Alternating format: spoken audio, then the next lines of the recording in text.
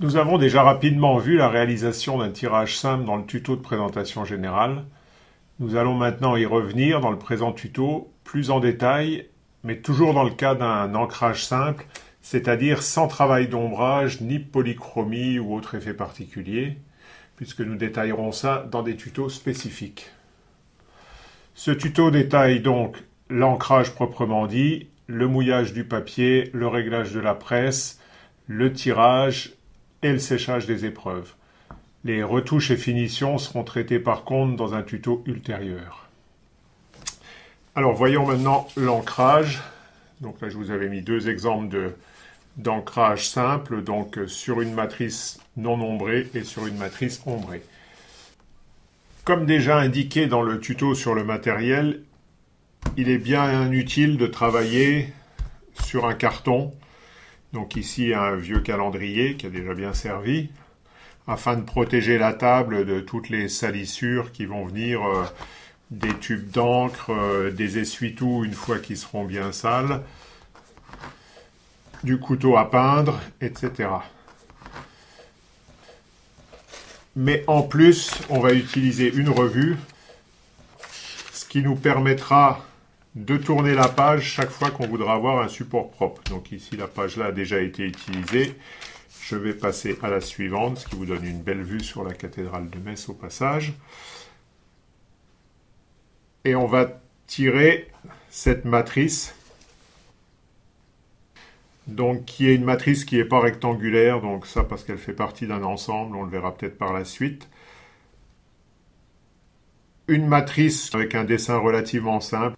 Il y a un petit peu d'ombrage là sous la branche avec des hachures pour lui donner un peu de volume. Puis un petit peu d'ombrage ici sur la libellule, mais c'est à peu près tout. Donc c'est un dessin relativement simple qu'on va tirer. Le tirage va débuter par le choix d'une couleur. Donc on va pouvoir utiliser une couleur pure telle qu'elle sort du tube. Donc ici par exemple un bleu océan, un vert émeraude ou autre. Ou réaliser un mélange. On va pouvoir utiliser une palette. Je travaille de préférence avec des objets recyclés. Donc couramment, je travaille avec ces couvercles qui sont les couvercles qui servent à tenir les yaourts 4x4. Alors chaque tronc fournit une petite palette qui a un format qui est intéressant. Ça évite que l'encre s'étale trop et d'en gâcher trop. Mais on peut utiliser aussi n'importe quel bout de plastique qui traîne dans votre poubelle jaune à recyclable. Donc n'importe quel plastique que vous pourrez jeter ensuite, ce qui évitera d'utiliser de l'eau pour le laver. De toute façon, vous ne gâchez rien puisqu'il était déjà présent et déjà destiné à être recyclé. Mais vous verrez qu'on n'est pas obligé d'utiliser une palette, on peut très bien travailler directement sur la matrice. Je vous conseille d'utiliser une palette tant que vous n'avez pas bien l'habitude, tant que vous ne connaissez pas bien la quantité d'encre à utiliser, mais par la suite, vous pourrez travailler directement sur la matrice. Alors, je vais vous montrer d'ailleurs ce que donne un mélange directement sur la matrice, histoire de vous montrer que si au départ on a l'impression que ça marche mal, après finalement ça marche très bien. Quel volume d'encre utiliser? Là on va réaliser un tirage simple, donc on a besoin uniquement de l'encre qui va rentrer dans les traits, puisqu'on n'en aura pas besoin pour couvrir la surface, donc on va avoir besoin d'une quantité d'encre très faible. Donc je vais mettre un petit peu de bleu, vous voyez je mets vraiment pas grand chose.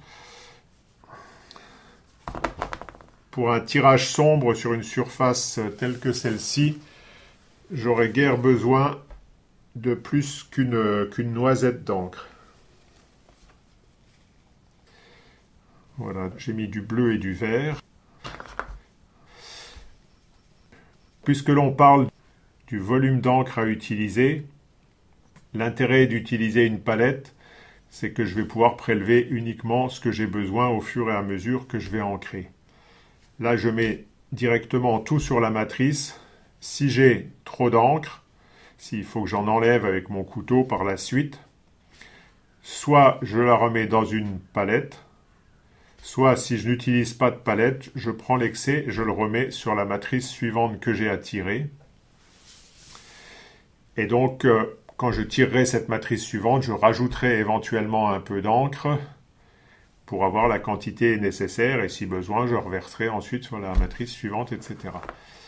Donc, c'est une solution que je pratique souvent, qui est assez intéressante finalement parce que ça oblige à réutiliser toujours le reste de la couleur précédente et donc ainsi on navigue, on fait des mélanges nouveaux à chaque matrice et on navigue d'une couleur à l'autre de proche en proche au fil des tirages.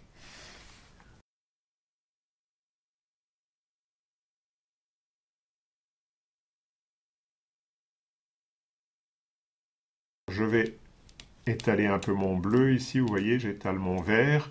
Quand je vais les mélanger, vous voyez qu'au départ, les couleurs n'ont pas l'air de pas trop se mélanger. Bon, c'est plus flagrant encore avec d'autres couleurs où on a vraiment les taches de l'encre là où on l'a posé au départ qui demeurent longtemps même quand on étale au couteau à peindre. Mais même dans ce cas-là, une fois qu'on va prendre l'essuie-tout, l'homogénéisation va être parfaite. Donc il n'y a aucun problème à faire le mélange directement sur la matrice. L'objectif est maintenant de faire pénétrer l'encre dans tous les traits. Ce n'est pas encore d'étaler l'encre sur toute la matrice, c'est vraiment de viser les traits et de faire pénétrer l'encre dans tous les traits. Pour ce faire, je vais tenir mon couteau à peindre comme on tient un couteau sur sa tartine pour étaler le beurre. Je le tiens verticalement, surtout pas horizontalement, parce que là, je n'ai pas du tout d'efficacité. Vous voyez, l'encre ne pénètre pas dans les traits, alors que là, elle va bien pénétrer dans les traits. Donc, je tiens bien mon couteau verticalement et je passe sur tous les traits. Donc, c'est pas la peine de passer 36 fois dessus. Vous voyez, je passe à peu près 2 fois sur chaque. Je peux, par sécurité, faire un passage aussi perpendiculaire parce que l'encre pénètre mieux quand on est un peu dans l'axe du trait. Voilà, là j'ai passé sur tous les traits. Vous voyez qu'il y a des zones où je ne suis pas passé. Voilà, il y a des zones sur lesquelles je ne suis pas passé. Je suis sur un tirage simple, donc l'objectif ça va être d'enlever l'encre partout où il n'y a pas de trait. Donc sur ces zones-là, au final, je ne dois plus avoir d'encre. Mais nous avons vu, en parlant des encres, qu'il y a des encres qui laissent un voile, qu'on n'arrive pas parfaitement à essuyer. Donc si je veux que ce voile soit homogène sur mon tirage, sur l'ensemble du cadre, il est plus prudent de mettre de l'encre au départ sur toute la matrice. Donc c'est pas nécessaire de le faire au couteau à peindre, ça suffit de passer un petit coup avec l'essuie-tout. Donc c'est ce que je vais faire maintenant. J'homogénéise un peu.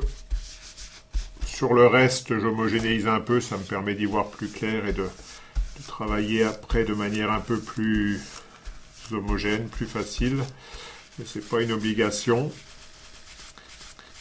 Cette étape d'homogénéisation, on verra qu'elle sera plus nécessaire lorsqu'on fera des tirages plus élaborés, quoique pas obligatoire non plus, parce que ça va dépendre des cas. Mais donc, pour homogénéiser, vous voyez, je suis passé avec mon papier essuie-tout, sans changer de surface, donc toujours sur la même petite surface d'essuie-tout. Maintenant, je vais passer à l'étape suivante, qui est non plus d'homogénéiser, mais d'enlever l'encre sur la matrice, de ne laisser que l'encre qui est au fond des traits. Donc là, au contraire, je vais essayer de travailler toujours avec une surface d'essuie-tout propre. Je vais vous expliquer pourquoi dans peu de temps. Je tiens toujours ma matrice avec un autre essuie-tout, donc de la main gauche puisque je suis droitier, et c'est ma main droite qui va réellement travailler. Mais je ne tiens pas directement avec les doigts parce que sinon je vais faire des traces de doigts, je vais me salir les doigts, je vais faire des traces de doigts. Tandis que là, il suffira que je reprenne une zone d'essuie-tout propre pour ne pas salir la matrice, surtout en fin d'essuyage.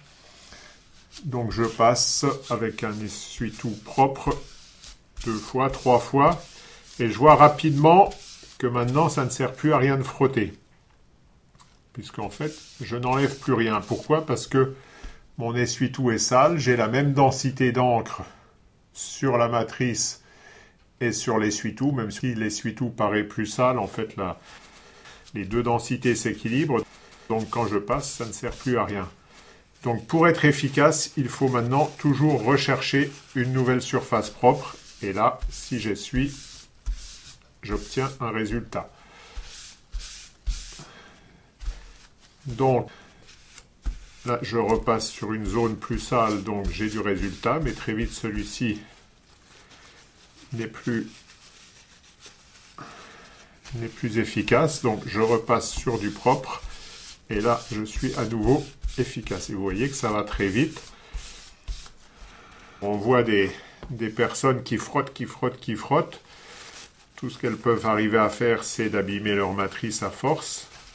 Il vaut mieux toujours travailler avec une zone propre. Donc, on frotte 2-3 fois, guère plus, et on recherche sur son essuie-tout. Il en reste toujours. Il reste toujours des surfaces propres. Hop, un petit coup. Une nouvelle surface propre. Voilà, ici il y en a par exemple. On en retrouve toujours.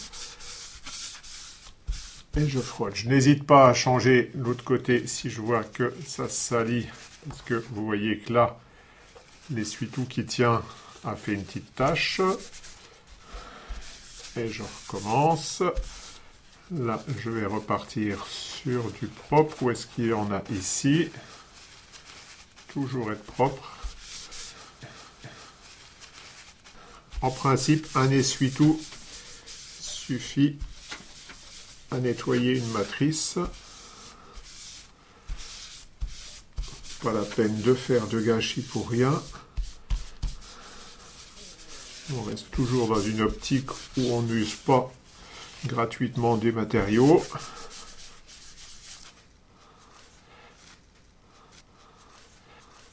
Là, on voit que j'ai toujours un voile de fond, mais ça commence à être satisfaisant. Je vois que je n'enlève plus grand-chose, même avec un essuie-tout propre.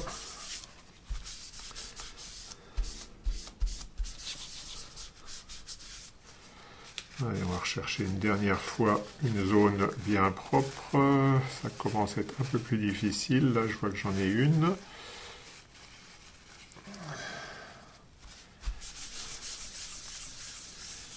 Alors, j'ai cadré serré pour que vous voyez la matrice. Du coup, vous ne voyez pas forcément les opérations que je fais sur l'essuie-tout pour retrouver les zones propres.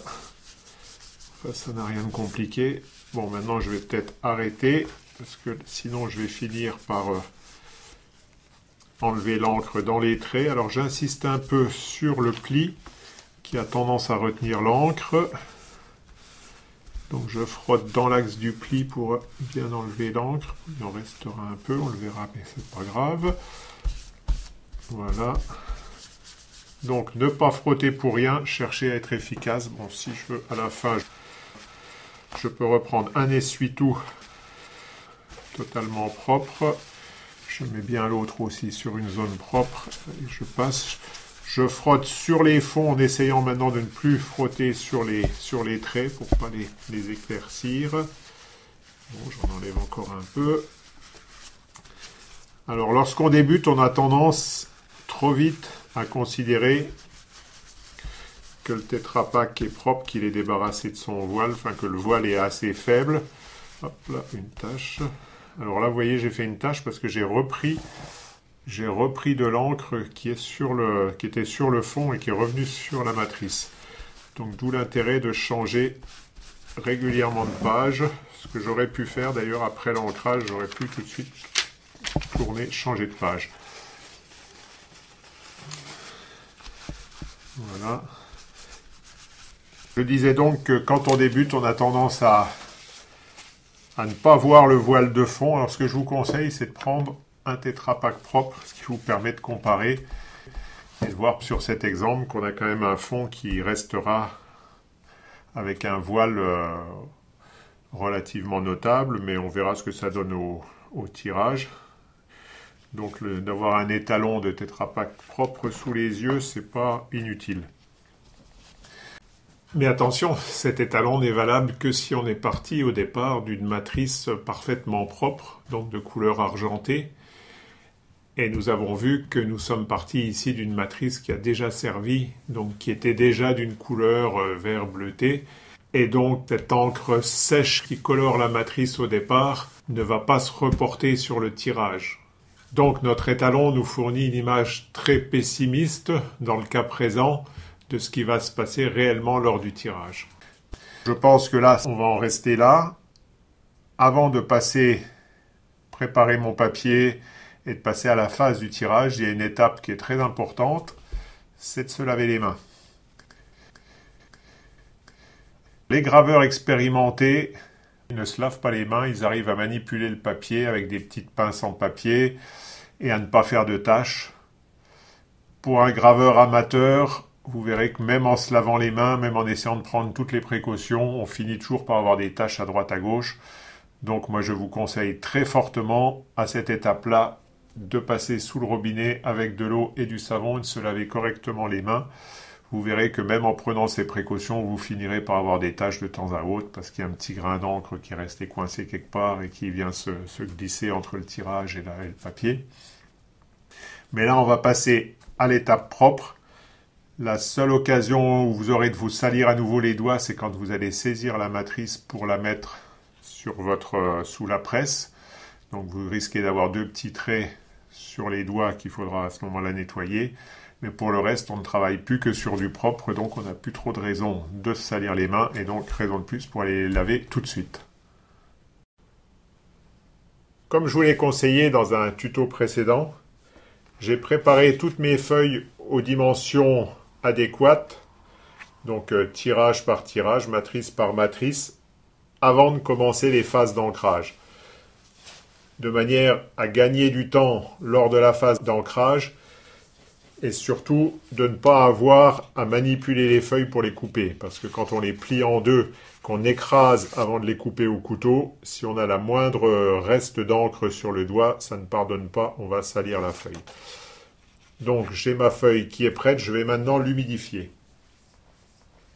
Humidifier la feuille, ce n'est pas obligatoire, mais ça permet à la feuille d'aller davantage chercher l'encre dans les traits de la matrice. Ce n'est pas obligatoire parce que du coup les traits seront un peu plus larges, un peu moins nets. Donc c'est à vous de voir entre la densité du tirage et la netteté des traits ce que vous préférez. Donc je vous conseille de faire des essais avec mouillage, sans mouillage pour voir ce que ça donne.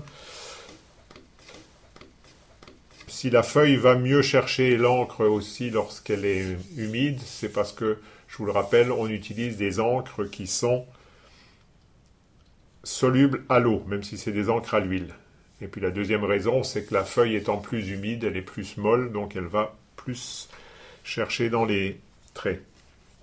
Alors, je peux procéder de plusieurs manières. Je vous ai dit qu'on peut carrément tremper la feuille, passer la feuille dans une cuvette, ce que je n'ai encore jamais testé. Travailler avec un pinceau ou travailler avec un pulvérisateur. Donc je vais vous montrer ces deux méthodes. Au pinceau, donc j'ai préparé une petite réserve d'eau. C'est l'inconvénient du pinceau, c'est d'avoir cette réserve d'eau qui risque toujours de se renverser sur la table. Et je passe simplement mon pinceau sur la feuille, donc en le mouillant suffisamment. Je vais le faire sur la moitié. Et je regarde en baissant la tête. Donc là, je ne vais pas baisser la caméra, mais je vais vous faire monter la feuille. Donc vous voyez bien que la feuille est humide sur toute la surface. Il est impératif de vérifier ce qu'on fait parce qu'au pinceau, ça paraît évident, mais le pinceau souvent ne mouille que partiellement la surface qu'il frotte. Si je travaille avec le pulvérisateur, donc je vais pulvériser assez près de la feuille. Et là, c'est encore plus important de regarder exactement ce qu'on fait. Donc ce pulvérisateur-là, il était bien, mais là, son jet s'est réduit, donc il est plus difficile à manipuler. Il faut vraiment trouver le bon pulvérisateur. Voilà, donc là, j'ai surveillé en biais et donc je vois que toute ma surface est bien humide. Le pulvérisateur humidifie plus que le pinceau. Le pinceau a moins d'eau. Ensuite, je recouvre tout avec un torchon. Je fais attention de ne pas avoir de pli, parce que s'il y a un pli à l'endroit du pli, on n'aura pas la même humidité. Donc je lisse bien tout avec le plat des mains. J'utilise de préférence un torchon de couleur claire, de manière à ce que s'il y a un grain d'encre, une tache d'encre qui vient se mettre sur le torchon, je m'en aperçoive tout de suite et que je ne gâche pas cette feuille et les suivantes. Donc si je vois la moindre tache qui apparaît, je vais changer de torchon. Alors le torchon, je vais pouvoir l'utiliser pour plusieurs tirages, mais il faut quand même mieux qu'il soit relativement sec. Donc à partir du moment où il sera trop humide, je le changerai. Ou alors le mieux, c'est de le placer sur un radiateur entre deux tirages. Si je ne fais pas mon tirage immédiatement, je laisse le torchon humide sur la feuille de manière à ce que l'humidité se conserve dans la feuille. Le temps de préparer sa presse si on ne l'a pas réglée, etc. Pour tester l'effet du mouillage de la feuille, j'ai fait cette matrice sur laquelle j'ai reproduit les mêmes traits de ce côté-là du pli et de l'autre côté du pli. Bon, entre les deux, j'ai remis quelques motifs à titre de comparaison. Donc j'ai fait des traits avec différentes pointes plus ou moins aiguës. J'ai fait des grattages avec différents outils. Je les ai fait aussi en petits sur les côtés avec des grattoirs triangulaires, des différents grattoirs qu'on verra par la suite. J'ai ancré tout avec du noir. J'ai essayé d'ancrer de manière absolument homogène, d'essuyer ensuite de manière homogène, de manière à ce que les deux côtés soient vraiment identiques. Avant d'aller plus loin, je compare, ce qui me permet de voir que ce trait épais que j'ai fait au scalpel n'est pas identique des deux côtés. Donc il faudra que je sois prudent sur les conclusions à tirer par la suite. Et puis j'ai ce motif que j'ai fait avec l'outil que j'appelle la coupelle qui est un peu plus sombre ici. Pour le reste, sinon, on est identique. Je vais prendre une feuille de papier. Je vais travailler en passant sous ma presse dans ce sens-là.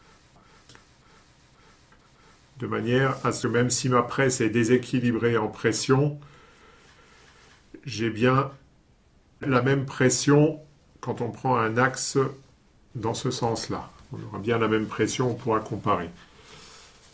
Donc j'ai reproduit ça sur ma feuille pour le savoir ensuite. Je mettrai la matrice avec le pli en face de ces deux traits que j'ai fait à titre de repère. Et donc je vais mouiller ma feuille juste de ce côté-là des traits, donc du côté de la flèche. Donc j'utilise un cache en rhodoïde pour ne mouiller que la partie là. Et je mouille ma feuille. Voilà, on voit que la séparation est nette. Je ne sais pas si vous le voyez. Donc maintenant, je vais procéder comme à l'habitude avec le torchon. Et je n'ai plus qu'à faire le tirage et on verra tout à l'heure le résultat. Voyons maintenant les résultats de ce petit test. Je vous l'ai fait finalement 2 fois. Alors voilà l'exemple dont je vous ai montré le mouillage. On voit donc de ce côté-là, là où le papier était mouillé et là où il était sec. Ce qu'on constate, c'est qu'il y a un déséquilibre de la presse. Donc on a eu plus de pression de ce côté-là que de ce côté-là. Ça se voit nettement ici. Lorsque le papier est mouillé, ce déséquilibre ne se sent quasiment pas. Là où le papier est sec, le déséquilibre est flagrant. J'ai donc refait ce test en corrigeant la pression de la presse. toujours la partie mouillée ici, la partie sèche de l'autre côté. Donc là, on voit qu'on a un bon équilibre sur toute la largeur du plateau de la presse. La différence entre la partie mouillée et la partie sèche est moins flagrante, mais elle se voit quand même assez nettement sur les traits à la pointe et à l'aiguille. On constate d'ailleurs que c'est au milieu de la presse qu'on a un manque de pression. Donc ça, c'est probablement dû au rouleau, au plateau, au fait qu'on écrase par les bords, qu'on met la pression par des vis qui sont sur les bords. Et donc, quand on travaille sur presque toute la largeur du plateau, on a souvent des petits problèmes de pression au milieu de la matrice. Mais ceux-ci sont totalement absorbés par le papier mouillé alors qu'ils ressortent sur le papier sec. Donc c'est pour cette raison que j'utilise systématiquement du papier mouillé pour réaliser mes tirages parce que ça évite ce genre de mauvaises surprises. Donc on voit là par exemple sur ces traits qui sont à peu près les mêmes, qui ont été faits avec le même outil, qu'il y a quand même une grosse différence. Alors il y a quand même quelque chose qui me chagrine sur cet essai, c'est que sur la moitié sèche, c'est-à-dire cette partie, vous voyez que les motifs de ce côté devraient être identiques à ces motifs-là, et pourtant ils sont plus foncés. Ceux-là sortent beaucoup plus clairs. Donc il faut que je vérifie si c'est dû au fait que ces parties-là auraient été gravées de manière plus claire, ce qui ne se voyait pas trop sur la matrice. Donc j'ai fait un troisième essai en inversant cette fois-ci les parties sèches et les parties mouillées. Cette fois-ci, c'est cette grosse moitié qui a été mouillée et cette partie-là qui est sèche. On constate de nouveau, si on regarde les traits verticaux, que sur la partie mouillée, on a des traits qui sont beaucoup plus réguliers, notamment toujours sur la partie du milieu, et que là, on a un relatif équilibre entre les sujets des bords, ce qui signifierait que en fait, ces sujets des bords-là, notamment celui-ci, ont été en fait gravés un peu moins fort. Donc il faut peut-être pas trop comparer ça, il faut plutôt comparer ça et ça. Donc là, on constate de nouveau qu'en mouillant la feuille, en fait, on a quand même un résultat nettement plus beau. Je vous ai dit qu'en mouillant, on a un trait plus large et que quand on est sec, on a un trait plus net. C'est absolument pas flagrant sur ces essais. On est même presque plus net sur les parties mouillées. Donc ça, ce serait à vérifier sur de vrais dessins, mais bon, ça n'a rien de flagrant. Donc en conclusion, vous voyez que l'intérêt de mouiller le papier, c'est quand même qu'on encaisse beaucoup mieux les différences de pression et on a des traits qui sont quand même plus nets sur toute la largeur de la presse. Voyons maintenant le réglage de la presse. Donc voici ma presse. Les vis sont desserrées. Il faut maintenant donc que je règle ma presse avec une pression suffisante, pas trop importante quand même parce qu'il faut réussir à tourner la manivelle, et surtout une pression qui soit homogène sur toute la largeur, donc on n'ait pas un côté qui serre plus que l'autre, ce qui serait surtout gênant pour le côté qui ne serrerait pas assez ou on aurait un tirage trop faible. Voici la manière dont je procède avec cette presse. Ça change selon le type de presse, mais je vais vous indiquer quand même comment je fais sur celle-ci et vous pourrez adapter sur la vôtre. Donc je vais commencer par serrer les deux vis à fond. Donc vraiment à fond pour avoir un repère qui soit vraiment identique des deux côtés. Parce que vous avez pu constater, celle-ci par exemple, le côté là, il n'est pas graissé pareil. La vis devient dure plus rapidement que sur celui-là. Donc quand je suis vraiment à fond, là je ne peux plus aller plus loin. Je suis sûr que je suis à la même situation. Et sur cette presse, je sais qu'il faut que je desserre d'un quart de tour. Donc je calcule un quart, ça va me mener ici. Et là, ça va me mener ici. Je desserre d'un quart de tour. Je vérifie ce que ça donne à la main. Je sais à peu près la pression que je dois avoir. Saleté. Donc ça doit être bon. Si vous n'avez pas encore l'habitude de votre presse, vous pouvez faire un essai à vide pour tester la pression. Donc mettre sous la presse une feuille, une matrice et un papier de protection. Donc même une matrice à peu près de la taille de ce que vous allez tirer. Parce que la difficulté de tourner la manivelle dépend aussi de la largeur de la matrice. Donc je mets tout ça en dessous et je teste. Donc là je vois qu'il me faut un peu de pression mais pas trop. Donc la manivelle tourne quand même correctement. Je vais mettre encore un petit peu plus peut-être. Donc je resserre toujours de manière équivalente mes deux vis. Dès que je touche à l'une, je fais la même chose sur l'autre, toujours pour rester à la même pression. Donc là, je suis sur la matrice. Ça me demande un effort, mais pas trop important et donc correct. Donc là, je vais pouvoir passer au tirage de ma matrice que nous venons d'ancrer. Je vais mettre en place d'abord le papier.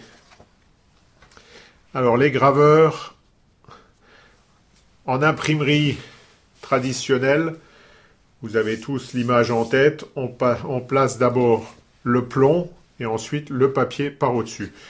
Donc j'ai pratiqué de cette manière pendant une année ou deux, jusqu'à ce que je me rende compte qu'en fait il n'y a pas de raison de procéder de cette manière-là et que c'est beaucoup plus facile de placer d'abord le papier, ensuite la matrice, parce que ça va nous permettre de bien la centrer sur la feuille.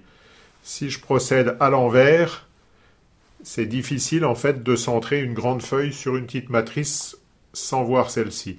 Donc là, je vais essayer de poser directement.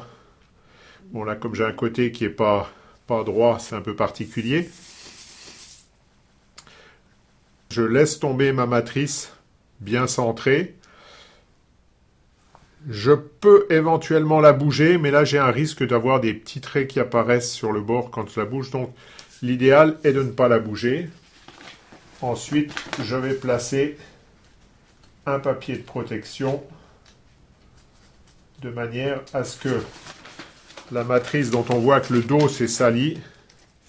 Donc si vous faites un seul tirage, la matrice se salira bien moins que ça. Mais là, j'ai refait des séquences pour des raisons techniques, donc elle est bien sale derrière.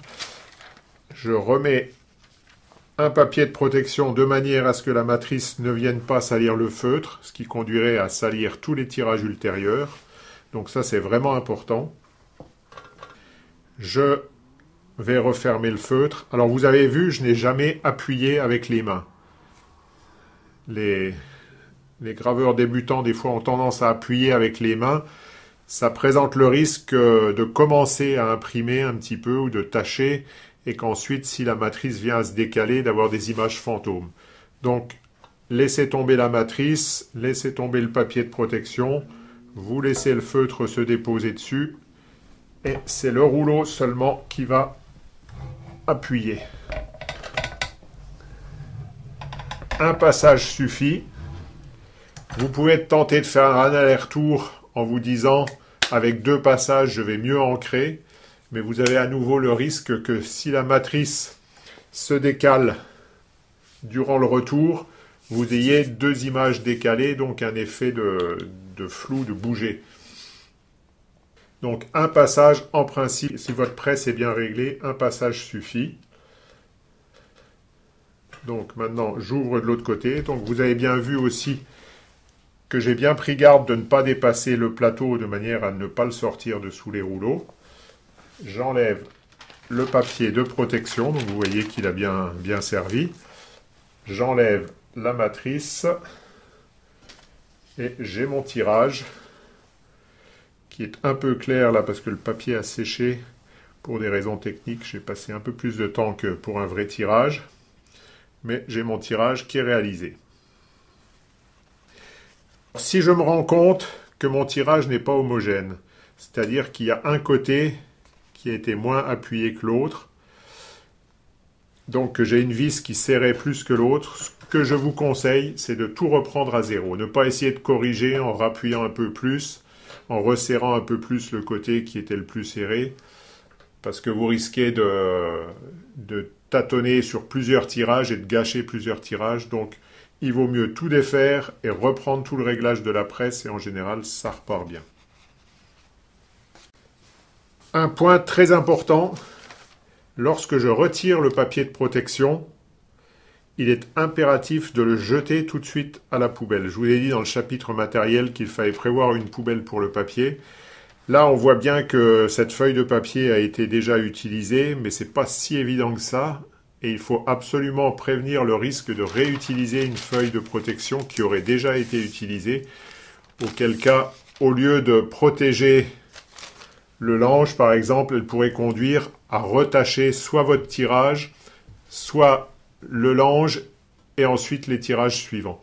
Donc c'est vraiment un réflexe à acquérir dès le début. Dès que vous retirez le papier, vous le jetez à la poubelle.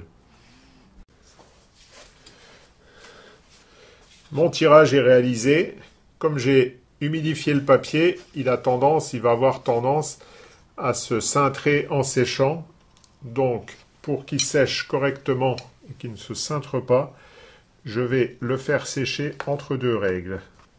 Donc, je le mets sur un carton propre. Je pose une règle de chaque côté, une règle, un tasseau de bois, etc., bien au bord. Et je vais le laisser sécher là-dessous un temps suffisant. Donc ce qui est vraiment important, c'est qu'il soit coincé entre deux règles durant tout le premier quart d'heure. Ensuite, c'est moins important, mais tant qu'à faire, autant le laisser.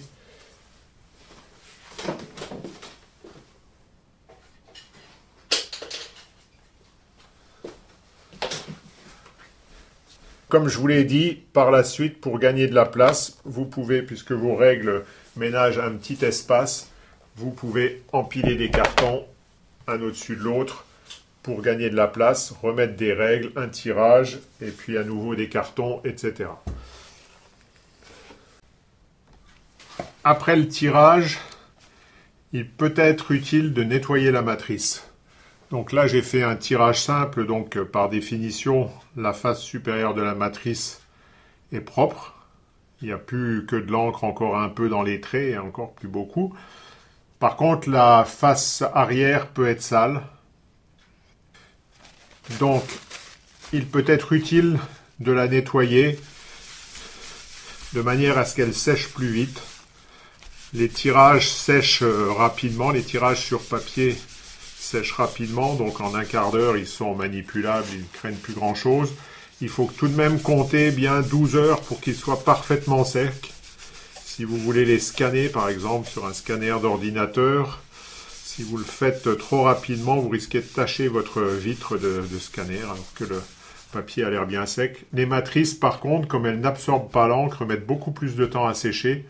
Donc, il n'est pas inutile de nettoyer l'arrière et l'avant si c'est un tirage qui a utilisé plus d'encre, où on a laissé de l'encre en surface. Donc là, il n'est pas inutile de nettoyer la surface de manière à ce que la matrice sèche plus vite et aussi que l'encre ne vienne pas perturber, l'encre qui reste ne vienne pas perturber les tirages suivants. À moins, naturellement, que ce soit un effet qu'on recherche et qu'on essaye de mêler l'ancien ancrage, l'ancienne couleur avec la nouvelle couleur, ce qui peut être intéressant aussi. Voilà, il ne me reste plus qu'à faire sécher ma matrice de manière à ce que les deux faces soient libres. Donc je vous ai montré qu'on peut se bricoler un petit séchoir à matrice, sinon vous la mettez contre quelque chose de manière à ce qu'elle repose et que les deux faces soient libres.